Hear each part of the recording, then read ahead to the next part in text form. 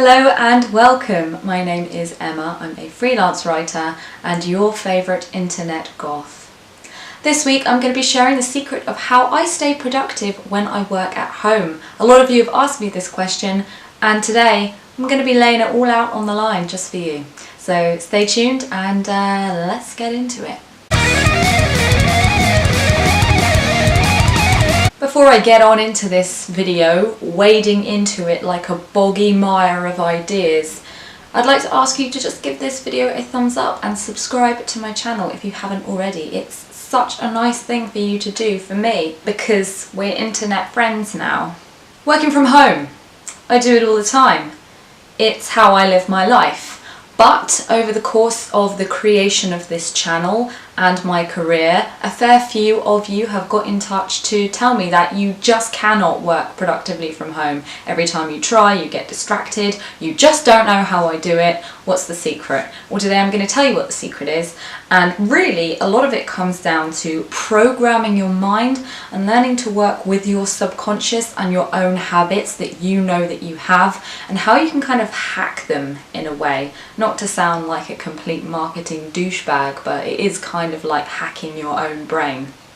So I'm going to tell you how I hack my brain and tell you how to hack yours. Let's start at the very beginning. And we're just going to start with something really freaking basic. Setting your work hours.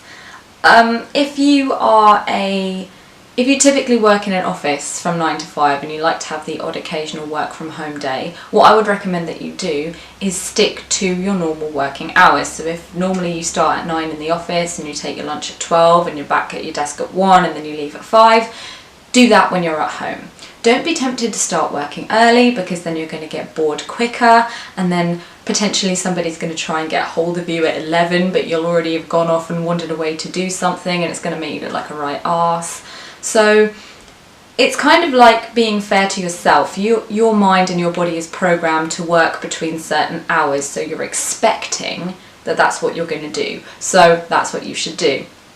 If you're a freelancer and you work from home, set your own hours. So I personally start at 8 o'clock, and because I start at 8, from 12 I take a 2-hour lunch break because your girl likes to run errands in town, you know, and go for a nice long walk and dick about doing whatever, you know. An hour is just not enough. And then I clock off at 6. So in my mind, I'm sat at my desk at 8 and I'm going to be leaving at 6. That's it. So I know within that time, that is my time to work. It's an expectation and I set it on myself every single day. I always make sure that I get those working hours in and I try to keep them consistent.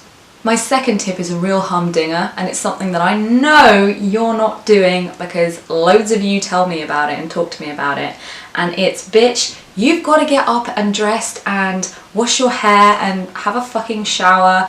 When we do our morning ritual, and let's face it, that's exactly what it is. We all have our own personal rituals. And as we go through the process of our morning ritual, we are subconsciously preparing ourselves for the day, right? So when you're all dressed and done and ready to sit down and work, you feel prepared, you feel like you have prepared yourself for the day because you have physically prepared yourself.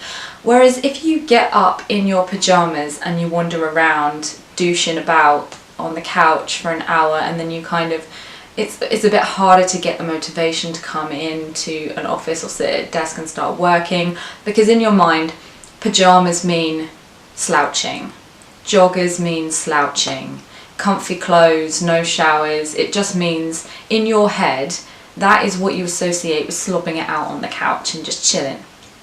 And you should keep that for times when you are chilling. But to prepare your mind subconsciously for a working day, you have to go through the processes and the mechanisms of a working day. Mentally prepare yourself by still doing your morning ritual and making sure that you're going through the process and getting ready. Obviously, if you normally wear a suit to work, don't fucking wear a suit to work at home. That's stupid. Wear what you'd wear at the weekend, you know, just your normal clothes. But just do make sure that you're getting dressed and having a shower. And put some fucking deodorant on. Brush your teeth. You know who you are. I'm looking at you. This next point is another one that you might not have considered, but it actually makes a really huge difference. And again, it comes down to psychology. So you need to make sure that you have a dedicated space that you work in when you are working, and when you're not working, you are not in that space. So for example, if you have a kitchen table that you like to work at, make sure that you are always sitting in the same seat every single time that you sit down to go to work. And if you're sitting at that table to have dinner or lunch or breakfast, sit in a different chair, okay? If you need to work in your lounge, make sure that you're sitting in a chair that you don't normally sit in, somewhere else over there, and you always sit in that specific chair, in that specific spot when you're working. And when you're chilling, you're in a completely different area of the living room and on the couch. I mean, these examples are not ideal because you're still in a room that you associate with recreation. And it all comes back to the frame of mind that we get in when we're in certain spaces. I have a corner of the dining room where I have my own specific desk that I work at, and this whole corner and sitting down in it reminds me that is my office, I'm here to work, and I'm right in that mindset. If I try and work in my lounge or laying in bed or at the dining room table, I'm just totally off my game. And I'm so easily distracted because in my mind, those are the places I go to when I'm not working, and my mind just goes right back into that recreational zone. If you only have a small house or flat and there's not really a space that you'd feel happy to work in, or it's not enough of a change for you in that environment to separate it from your recreational life, I'd recommend go out and find a coffee shop or go to the library. The library is one of my ultimate favourites to go and work in when I just feel that I need to break out of my normal zone, and I go and I sit there, and sometimes that makes me more productive. So try and have dedicated spaces for working so that your brain knows when you're in that space you are at work.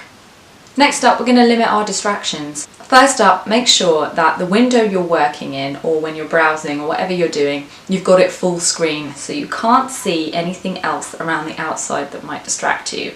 I'm also going to suggest putting your phone ringer on and then turning your phone over so you're not constantly looking on, is someone in touch, oh what's going on, oh let me look on Facebook. You can't see it, it's turned flat over, you're less likely to think about it. I'd also recommend getting rid of Slack when you're trying to get something done. Even if you chat with a client on Slack, you can check it periodically, open it back up, that's fine. Don't be on it all the time. Get rid of Slack, get rid of WhatsApp, get rid of YouTube. Oh my god, I mean, I realise you're on YouTube right now watching me, but whenever I pop on there to look for music or whatever, just to work to, I always end up seeing something that I really want to watch, and then I go into a YouTube wormhole and I emerge 45 minutes later having done absolutely no work and feeling like a complete fuck. So no YouTube, get rid of all of those distractions. I'd also recommend not working to music. This is controversial because I fucking love music. I listen to music pretty much constantly, but when I'm working, just can't do it. I start singing along, I start air drumming, the whole shebang. I can't listen to music when I work, it's just a distraction. And then you want to start making a playlist, you want to start queuing up the songs, it spirals out of control, and before you know it, you're a DJ, you're not a writer. So maybe music isn't that awesome of an idea. So those are my tips. Limit your distractions, help yourself, you know what your vices are. My final tip is that you structure your day. So you already know what your working hours are going to be because you've set that in stone before you've even started working. So you know when you're starting, you know when you're finishing, you know when lunch is, so now we can get down to the good stuff. What do you need to get done as priority? Let's smash that out first thing.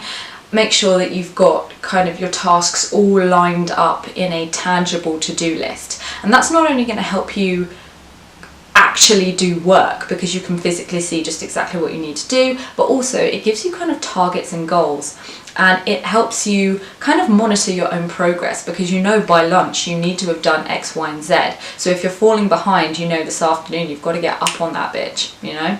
So make sure that you're giving yourself tangible goals by setting that structure in place, and then when you're done you get that awesome sense of satisfaction when you've just smashed the granny out of the day and you just think, boy, I've earned that can of Stella.